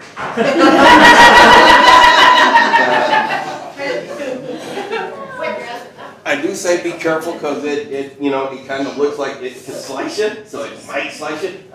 Being taking liability for that, so that's never did. But just know that, there's a whole mountain called Glass Mountain, over near Shasta by Madison Lake. And if you ever, it's out in the middle of nowhere. But if you find yourself there, they will absolutely communicate with you. So, I will pass this around. Yes. This, I call this Solomon's Key. That's what it told me its name was. It called to me at Roswell. I was in Roswell, New Mexico at a Blue Crystal Top. And literally 7 years ago, it was the first time I was actually in Albuquerque. I was taken on a road trip, Albuquerque, Santa Fe, Roswell, Carlsbad, Cabin. And it was a journey of surrender, to be able to trust my intuition, to be able to trust and know that everything's going to be all right, even when you don't feel like it's all right. Since we're light workers, being called to service to help others, we naturally have the ability to pick up on what people are feeling, or not, what they say it or not say, we can pick up on it. We're human lie detectors. So we can tell when our loved ones are lying to us and when they're not lying to us, and when they're telling us the truth. So it's funny that even though we have this great spidey sense, that we still allow people to do the Jedi mind trick over there. You have the gift, but the loved one that you're interacting with, damn well they're not listening to it. They may have the gift, but they're not trusting it, they're not using it. And so you're gonna allow them to dissuade you from what you know, what you feel. Your spidey sense is tingling. You got the goosebumps on your arms, your gut feeling. You're like, something feels off. Your back of your neck's all lit up, your crown, and you still choose to not listen to what your guides and your higher self is saying to you. So you're gonna get a lesson. You're gonna get a lesson. So we get that lesson because they're gonna do what? Why would you say that? Why would you do that? Why would you act that way? I don't know. But that's the trigger. Pass that around and let everybody feel it. If you don't pass the test, you gotta repeat it. Bottom line, if you don't pass the test, you gotta repeat it. And the test, you're gonna have multiple tests. All of us are gonna have multiple tests. Some of us are gonna have the same test, and some of us will have that test at different points in our growth and evolution. But for us, being able to trust what we're receiving, what we're hearing, what we're feeling, these are things you don't disregard. You can, but you're gonna get a lesson, you know, if you choose to do so. They call us crazy because we hear things. They call us crazy because we see things. They call us crazy because we feel things. They call us crazy because they can't understand us. And then they do something, we're like, now that's crazy. You know, that doesn't make any sense. But you got to remember that everybody on the earth is at different phases in their growth and understanding. And if you're an old soul, like, hello, everybody in this room, you've been here and done this before. You got the souvenir picture in a t-shirt. You know, so you already know what the ride consists of. So it's not like it's supposed to surprise you. It only surprises you when you don't listen. You don't listen. You're like, So, here's a share story with y'all. What did you do this past week? Tammy sends out the message saying, hey, we're all meeting at Star Dream. You know, be here by 12. By 12? Well, you know, after drive from Sedona to get to Albuquerque, that's 5 hours and 24 minutes. That means I'd have to leave at like 7 in the morning to get there. I'm not doing that.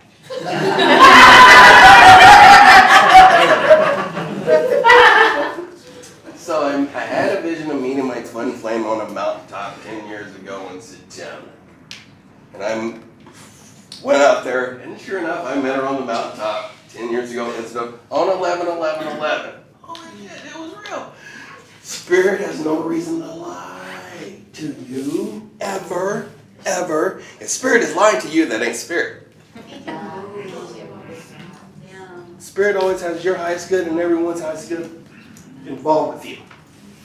So if you allow yourself to listen to it and receive it, it's going to save you a AAA call.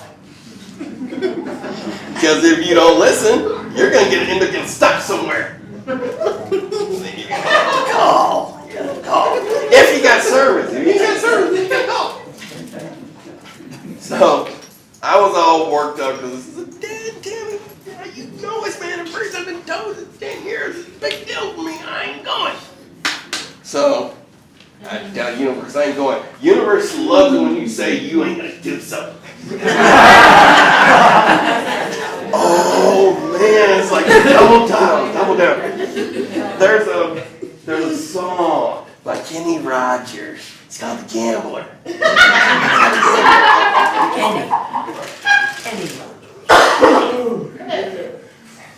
It's a great motto for us. How so? Why so?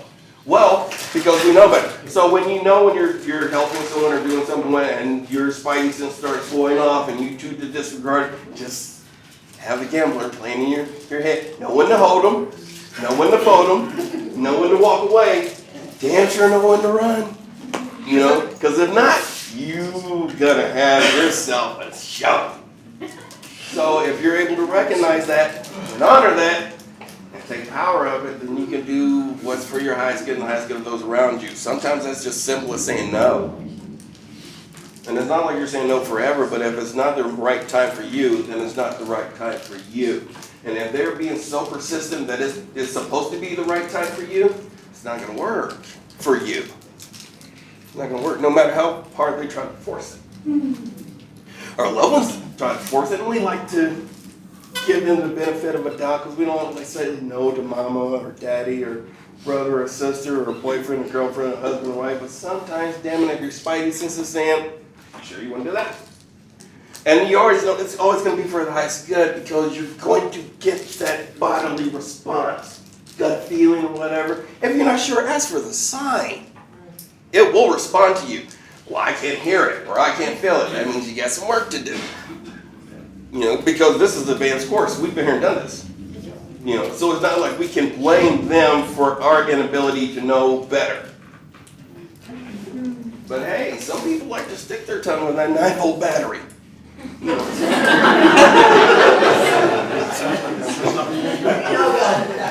You know what? Yeah, because I'm going to try it.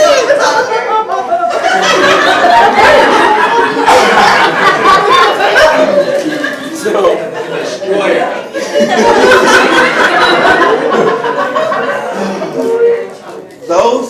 those that have walked through the hardest stuff, they have the most vital story to share.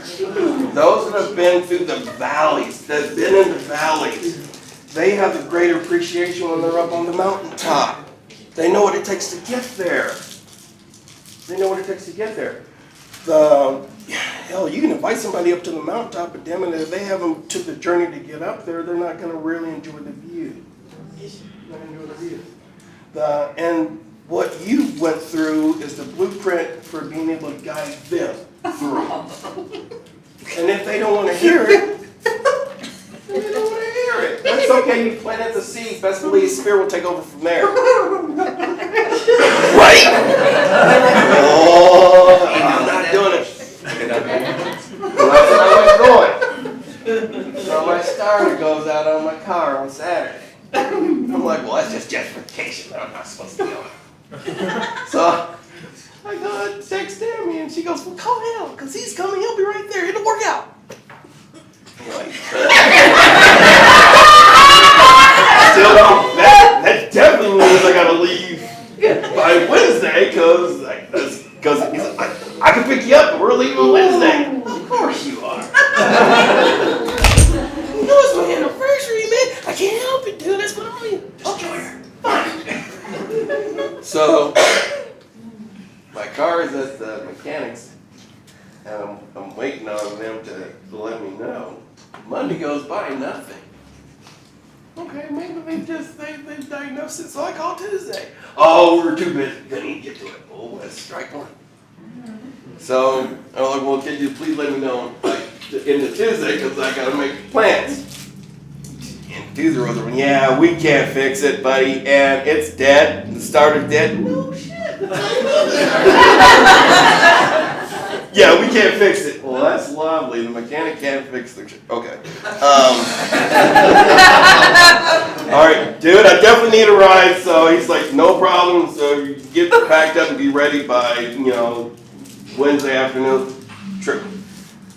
So that means I got to call AAA. Hello. So I call AAA on Wednesday morning, tell them the situation. Not a problem, Mr. Sons, we got you. So they're sitting in the tow truck. So I call and tell the tow truck, I won't be able to meet you to pick up the car because I'm stranded in the canyon. AAA trucker, I said, this AAA's policy, but you're supposed to be there. I don't able to be there. So, help me out. What's your name? Ed. Mr. Ed. Mr. Ed, please help me. I need help. I'm stranded. I'm supposed to be going to Kentucky. Now, here's the thing. My grandfather's name was Ed. And my grandmother just recently passed away on my mother's birthday on August 21st. So I had his little cup of souvenir. So I'm drinking out of Granddad's coffee cup, talking to Mr. Ed. And I'm looking over there. He's going, shut the front door. Okay, this is old Spirit talking to me. All right, Spirit, I surrender. I'm going to be ready to leave Wednesday to be here for the STAR training. But dadnammit, I got to get to the store. So, I need to get to the store. I need some things. Dude, that'd be a double trip, so just send me the text. I'll pick it up. No problem. That gives me time to get the rest of this stuff done. Still gotta leave. Wednesday. Unbelievable. But I surrender. I get a phone call from Mike's alignment. Mike and Ed. Mike's alignment. That was the place I was not going to take it to because I said, I'm not taking it to that. I'm not doing that. So Mr. Ed, unbeknownst to me, picked up the car and dropped it off to the place I said I wasn't taking it because Mr. Ed said he'll pick up my car this one time, but he's going to take it where he wants to take it. So he took it to Mike's alignment. I talked to Hale. He's on his way, getting ready to pull in to pick me up on Wednesday afternoon. We're ready to roll out. I get a call from Mike, so I answered yes.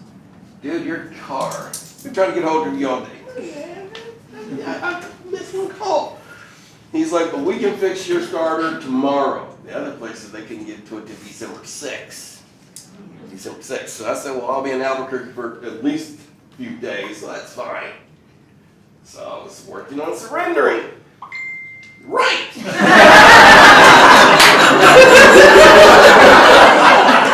Spirit will always answer you in the most interesting way. You just got to be aware. So whether it's a bing or a ding, Spirit is always there 24/7. It's always on. It's always on. It's always on. Okay? It knows what you're saying, what you're thinking, what you're feeling. And boy, it loves it when you say you're not gonna do this or that. That's a challenge, so I'm learning to surrender that because boy, I seem to put on the show when I say nope. So learning to surrender. So as I was surrendering, Mike calls up and says, hey, I can have your starter fixed by tomorrow morning. Well, can you hold it for me? Because I'm literally going out of town after he went today. Like he's on his way. When you gonna be back? Monday? Maybe Tuesday? Oh, no. See, that ain't gonna work for me. Too busy.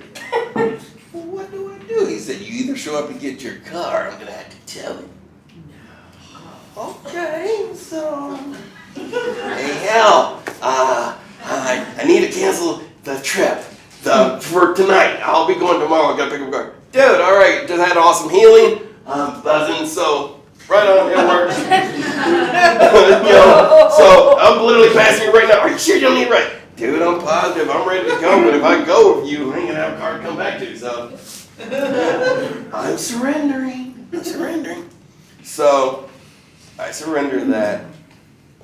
Mike's son literally stopped at the auto store, got the starter kit, put the starter kit together, put it in my car, and called me by 8:37 Thursday morning to tell me that my car was ready to come here. So I text him, hey, I'll probably be able to make the start dreaming. Oh, Spirit's like, oh, no, you're not. So I get on the road. I'm headed here noon. It says 5 hours, 24 minutes. So I expect to be pulling in. I would be done with that, but just meet over at the shop. Not a problem. I will. But there happened to be an accident Thursday on 11/11 Veterans Day at mile marker 333. Now, so you're all familiar with 333. Huh? It's one of those numbers where it's like, the angels and the ascended masters surrounding you and with you. So I'm like, well, looks like, yeah. How long is it going to take me to get there? You're not going that way because the GPS had already rerouted me to Holbrook. Last time I was in Holbrook, oh man, Holbrook to Mason. If y'all never taken that journey, it's a lovely scenic journey, but you're going to be on that road for a minute. You're going to be, yeah. So when I saw that I was being redirected to Holbrook, I said, yeah, Spirit's got other plans for me.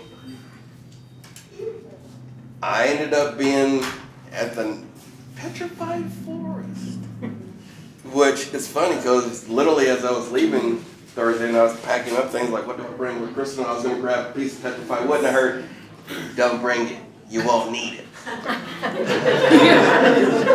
won't need it, huh? Okay. And I also heard that voice, Remiel, well, who are you? I'm one of your guys. Oh, okay. I'm not familiar with you. If you're familiar with Michael or Raphael and Gabriel and Uriel and Jophiel and Haniel and Zachiel and Metatron and Zenfon, I'm not familiar with you, Raphael. He goes, I'm in the book. I'm like, because I'd like to learn about you. He goes, great, I'm in the book. What book? Read the book. Where's it at? Bottom shelf. Bottom shelf. Bottom shelf. Right side bottom shelf. That's not something right. Okay. Yeah, it is. So I pull it out, I open it up, and on page 25 is Archangel Remiel, the Archangel of Hope, as I said the other day. And he governs divine vision. Divine vision. So all this time in the books, spirit interacting, these beings coming through. So for me, my gift, strong intuition. But even if you have a strong intuition, you still got to be able to trust it. Still got to be able to surrender to it. Still got to be able to follow through with it. And if you choose to check that in with somebody else, remember, your intuition is always spot on, dead accurate. Spot on, never off, never wrong. So if you ask someone who's in their loving, egoic self, hey, what do you think this means? Oh, they're going to tell you exactly what they think it means to them. Not to you, to them. So don't be surprised if it doesn't match up to what you're feeling and what you're vibing and what you're sensing or seeing. There are going to be times that you're going to be tested to trust your intuition over what somebody else is sharing or saying. Your intuition is never off. It comes from your higher self. Your higher self is connected to spirit. Spirit knows it's never wrong. It's never off. If we don't know, what do we suggest we do to each other for each other? Oh, sit, meditate, walk, clarity, ground. So when we do these things and we see the signs, so 1 sign, 2 signs, 3 signs, how many signs does it take? How many leaves does it take to get some Tootsie Roll Pop? Let's find out. But if you keep getting the signs and you're ignoring them, then you can't be mad that you get blindsided because you didn't see it coming. Because they're like, heads up, whether it's a month, 6 months, a year down the road, you know at some point it's going to happen. Spirit is giving you advance notice. Don't be upset that it's FedExing it to you or Amazon Priming it to you, getting it there too quick for you. But it's there. It's like a parent trying to share advice to their child. Or the teenager. Because the teenager's like, you don't know what you're talking about. But the parent's like, I've been there and done that.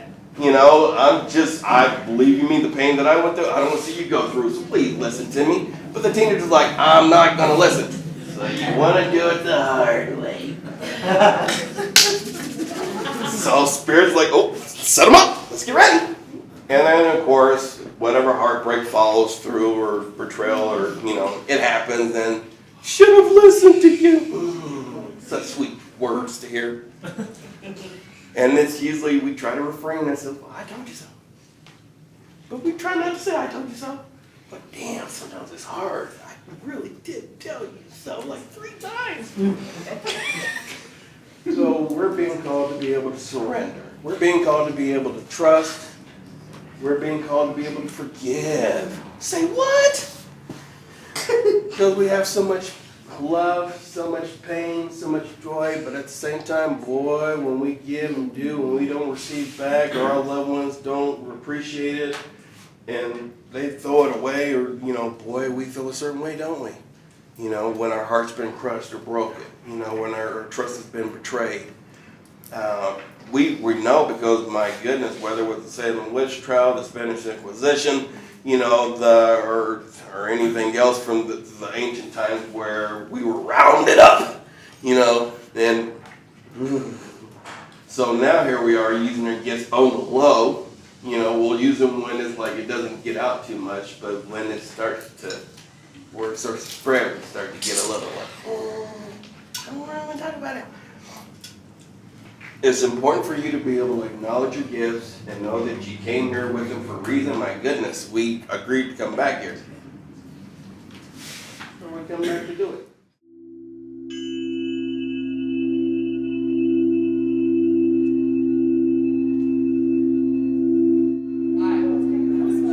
Mr. Dave, give us a 15-minute, please.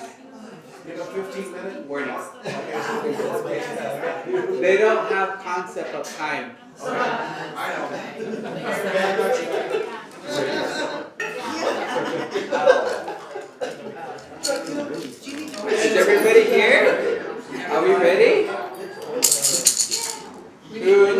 squashies out? Who let the squashies out?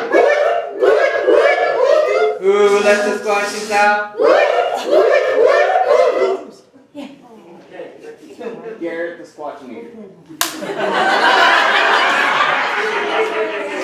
Don't you love your squashies, right? You love the squashies. Hello, beautifuls. Hello, aloha, welcome, welcome, welcome.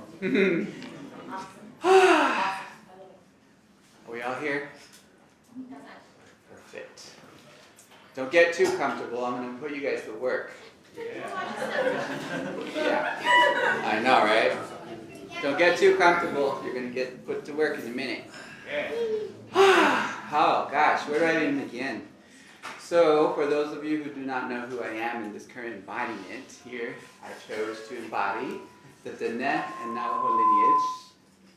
And in Navajo, amongst our people, we introduce ourselves in our traditional language. So I'm going to go ahead and start off that way to help with the grounding and to help honor also the indigenous wisdoms, indigenous nations of this particular area of these lands. And so, Yat Eshe Garrett Duncan, Shet Hudichini, Nishino Tachini, Bashichin, Nakai Denen, Dashache, Hawan Planet Dashanella, Tesna Askite, Ayasanasha, Akot Ayat, Denenishno. So Navajo, again, we introduce ourselves by saying our clans, and so in this embodiment, my mother's clan is the Bitter Water clan. My father's is the Red Running Into the Water. My maternal grandfather's is the Mexican clan. And paternal, yes, where's my Mexicanos representing? So they're considered my grandmothers and grandpas. So regardless of the age or regardless of the blood unity, in our tradition, again, the tradition that I grew up with, we acknowledge each other in this way. It is a way that we utilize to help break the ice. And there's a saying in Navajo, they say that, and that means we all have 5 fingers. We're all Earth's surface walkers. And so because we have all that, it's all correlates to Mitakiwa Ayase in Lakesh. So it's all part of that same embodiment of energy where we're all related, we're all connected, right? And so in this embodiment, it's been a journey, you know, the 505, growing up on the res and growing up seeing and feeling and acknowledging and working through that density, working through that heaviness, working through that control, you know, that heaviness. It's been rough. And like Derrell said, where's my Derrell?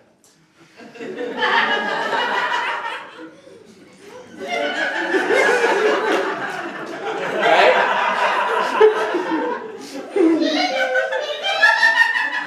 Derrell the Destroyer said, give me the hardest. Give me the hardest, right? So as Garrett was trying to figure out, all right, let's figure this out. Let's do this again.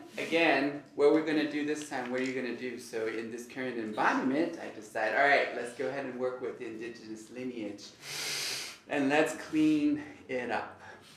And so in the ambassadorship with what I have to bring now in honor and recognition, thank you. Thank you. So one of the mentors that has been a very strong influence for me is Chief Golden Light Eagle of the Star Knowledge Conferences. If you're not familiar with Star Knowledge, Chief Golden Light Eagle started these conferences 20 years, and he was running these conferences for 20 years. And interesting enough, that first Star Knowledge Conference was held in Farmington, New Mexico. And here we are in Albuquerque, in the central, right? And he is here.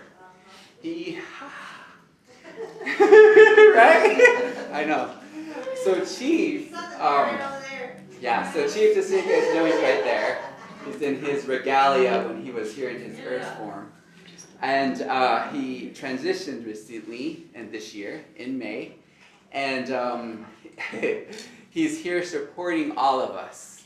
And one of the biggest things that he wishes to relay and be aware for all of you is that because of his work, he was one of the way showers. And because of the drive and his passion and his love for all of us, he was this torch that blazed through this resistance. And as you are familiar, the indigenous wisdoms are not openly shared. Not openly shared. And so this was the embodiment for me in the Navajo tradition. It's the same thing. We do have our wisdoms that are not openly shared. So Chief Golden Light Eagle is of the Lakota Nation, and the Lakotas, for them, they have the wisdoms that are very much in tune with the Star Nations, the Galactics, our brothers and sisters, because even in their storyline, they say that they are descendants of White Buffalo Calf Woman. And White Buffalo Calf Woman, if you're not familiar with her story, she is from the Pleiades. And according to Chief, she came here to Earth to experience what this wonderful, beautiful place was to be. And so she brought with her, of course, her wisdoms and her beautiful energy. And she shared with the Lakota nations, all the Plain nations, how to live in harmony with the earth to resonate in this embodiment. And so Chief was that way shower. And he has been very prominent for me energetically in his higher form. And he wishes to acknowledge each and every one of you for being here, because this is the legacy that he left behind. And this is the legacy of his work of 20 years that you guys are here now, that we are here now in this unifying collective cohesiveness. And so this is the message that he is more or less helping to remind us of. And he is very proud and very strong and very loving and very happy. Chief was also, Derrell, Heyoka energy. So if you're not familiar with the Heyoka medicines, Chief very much embodied those wisdoms too. So don't laugh. Don't laugh. Perfect, see? You wanted to know what a Heyoka is? That's what a Heyoka is. Yes, so he's very much here, and he is assisting many of us. Thank you. And the other dear sister that we wish to acknowledge, who is responsible for bringing these codes here. This is Shirley Bostock, and she's right there in the corner in her beautifulness. And Shirley just transitioned recently. She was battling cancer, and she gave, and she gave, and she gave. And she's here, and she wishes to know, she says, Garrett, this whole ascendancy, I'm still getting used to. And she goes, all of you all are my charges. Yeah, this whole ascended master thing, it's gonna take some getting used to. And so when she relayed this message to me a few weeks ago, it was beautiful because it was in the midst of a session and it was very unexpected. And Shirley and I have been working together for the last few years, and she was also a participant as a speaker, just like an event like this here with the Star Knowledge Circuit, as we called it, as we referred to it. And so since our meeting, we've been working together through the utilization of her activations and through her codes. And the best way I can explain how these codes are going to work is that if you have seen, raise of hands, I'm sure I'm hoping, just so you know, if you haven't done this, Garrett gives homework. Yeah, but good fun homework. All right, who's seen The Matrix? Brenda, thank you. Who has not seen The Matrix yet? Who hasn't seen The Matrix?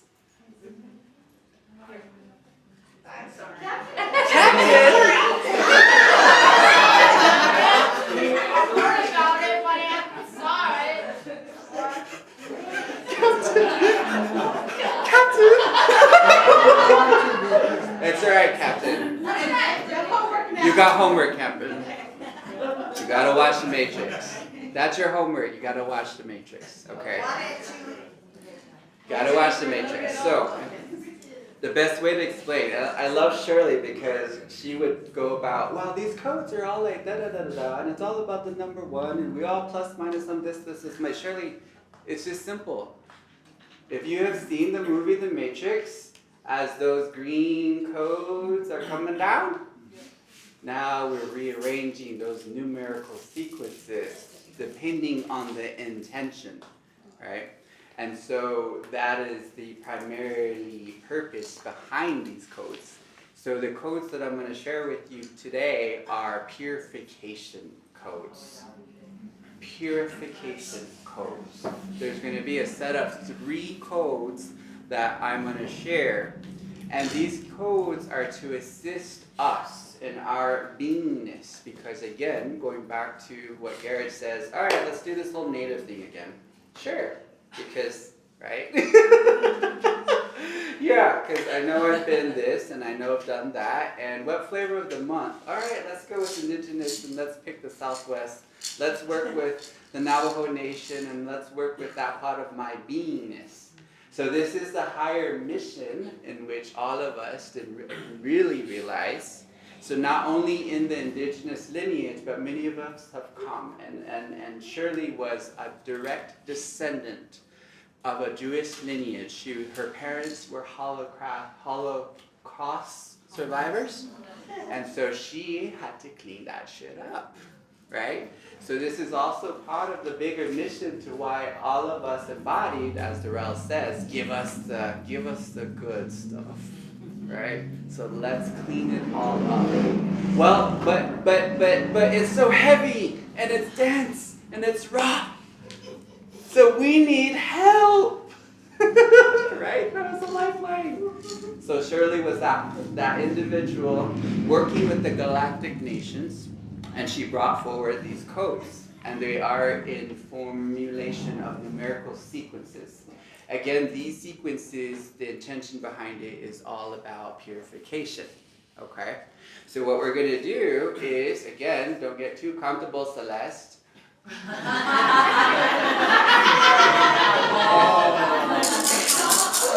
going to make you work. Yeah, so we're going to combine this also, as you guys may have noticed me, I was opening some boxes and opening some portals. And this medicine comes from our Sasquatch nations. So the Sasquatch in the Farmington area and on the Navajo Nation, where they first introduced their medicines to me at my family sheep camp located in the Cheska Mountain Range. The Sasquatch there, when was this, guys? Do you remember? 2016, thank you. No, 2017. 2017, during that time, the Sasquatch came to our camp.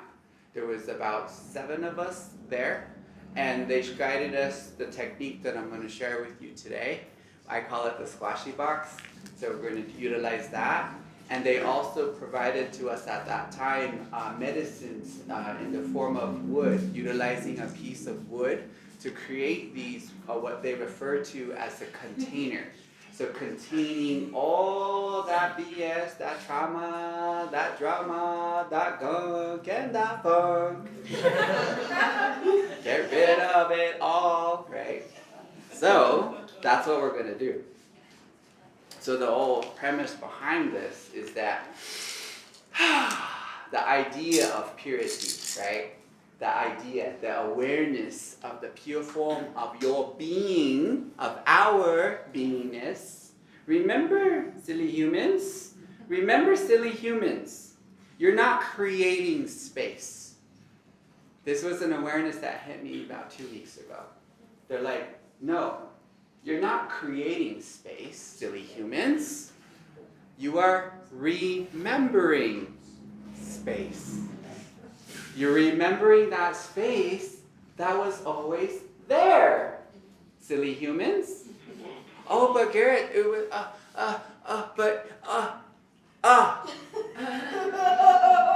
Thank you. So all that gunk and funk and all that drama and all that trauma, not only from this current embodiment, right? Past, future, the lifetimes of our past, right, that we may have had. Your ancestral lineage, okay? So again, some of us may have ancestral lines, right? But we're all indigenous to this planet, right? Yeah. Exactly, right? So therefore,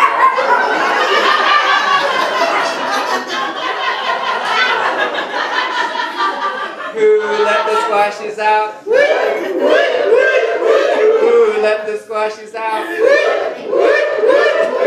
Who let the squashies out? If you guys are not familiar with Sasquatch energy, just so you know. Thank you, Jeremy. I love it. Thank you for validating. The Sasquatch energy is very child, the inner child. Very laughing, very light-heartedness. So the squashies, when they come into our fields, that's pretty much what happens. Laughter, right? Laughter. They love it. And the Sasquatch are teaching, more or less helping us to remember the inner child. Because the inner child is what got traumatized. The inner child is what got unacknowledged by our parents or by our grandparents, by our ancestors. So these traumas and these programs, as I refer them to, the programs, the problems, the patterns, and the projections, I call it the 4 Ps. And the 5th P, anybody want to take a guess what the 5th P is? What's the one that unites all 4? Anybody? P. It's a P. It's a P. No, I haven't heard it yet. What? Can you just talk about the No. Ouch!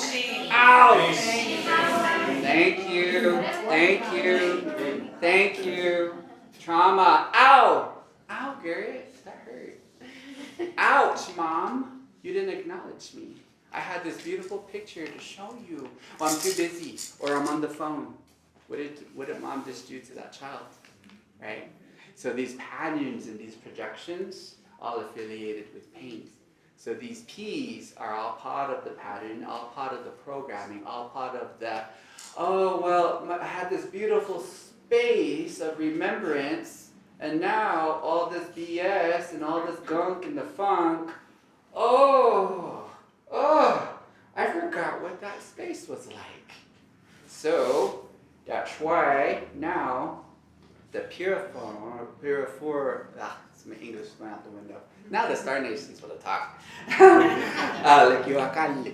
So the space that was always there. So that's what these activations are, to help all of us. So I want you guys to sit with yourself right now. Okay? Again, projections, patterns, programs, problems, all associated with the P that unifies. Think of the heaviness right now. That hurts, the sadness. Some of you dealing with grief. What gets the humans in trouble is emotions. Right? And that's all right. Just want you guys to acknowledge this. The egoic self is being a protector, so it doesn't want you to go there. So it's resisting. I don't want to, Garrett. I don't want to open that wound. It hurts. So the child can sit there all like this. No. So they get really stubborn and they get really set in their way. So acknowledge the ego right now. Your ego is there. It's doing its job. Okay? All right. So now what you're going to do is go ahead and stand up. Stand up. And what you're gonna do right in front of you, you got enough space, make sure you're not in anybody's line of fire.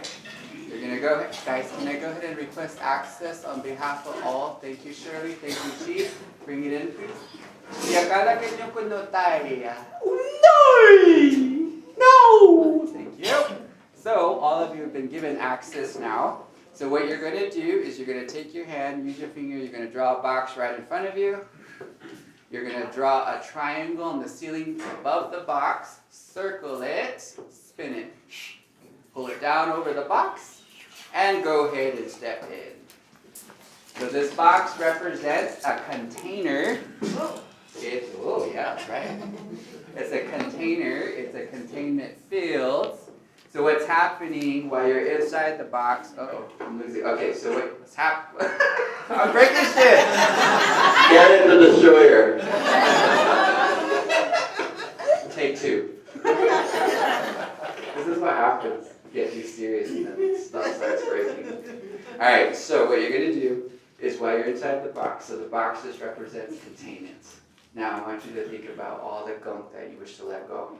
All the traumas that you wish to let go. Let it go. Let this technique help you because it was gifted to us by the Sasquatch people. Think about how simple this is. Sasquatch medicine is very simple. Thank you, sister. Yes, let's incorporate breath. Take a deep breath in and release. Let it go. Any trauma and gunk and funk from your ancestral lines. Thank you. All the aspects of your beingness in the physical embodiment, your ancestral lines. Whatever it is that you chose to embody the current state of your beingness, all that trauma connected to it, all that gunk, all that funk. Let it go. Let it go. Thank you, thank you. Let it go. Whew. Let it go. Let it go. The pain affiliated with it, mother, father, your ancestral lines, let it go. Now we're going to expand this out to also be inclusive of your past life traumas, drunk and funk and pain and projections and probably some wounding that we did to each other. Sorry, let it go, let it be neutralized. Kathy's all serious over there. I gotta pay attention. Smile, guys. I do see your serious faces. If you smile, you notice it's going to release it faster. If you allow yourself, there you go. Thank you. Let it release faster. All right. So first round. Here we go. So just go ahead and keep breathing through. I'm going to read the first set of purification codes again. Let it go, guys. It's tight. Let it go.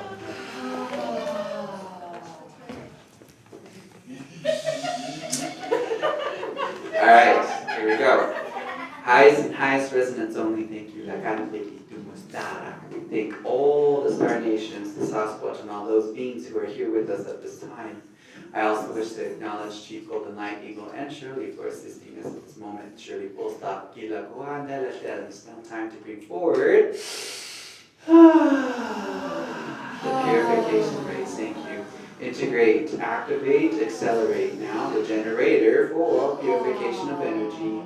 333 times 9 equals 2997 plus 2. 331 minus 48 equals 480 times 9 equals 4324 plus 3 plus 2 plus 0 equals 9 times 9 equals 81 times 6 equals 486 plus 684 equals 1170 plus 2331 equals 3501 times 9 equals 31. 509, 3 plus 1 plus 5 plus 0 plus 9 equals 18. 1 plus 8 equals 9 times 9 equals 81 plus 18 equals 99 divided by 11 equals 9 minus 3 equals 6 minus 3 equals 3 divided by 3 equals 1. Take a deep breath in and release. Shake it, move it, don't forget.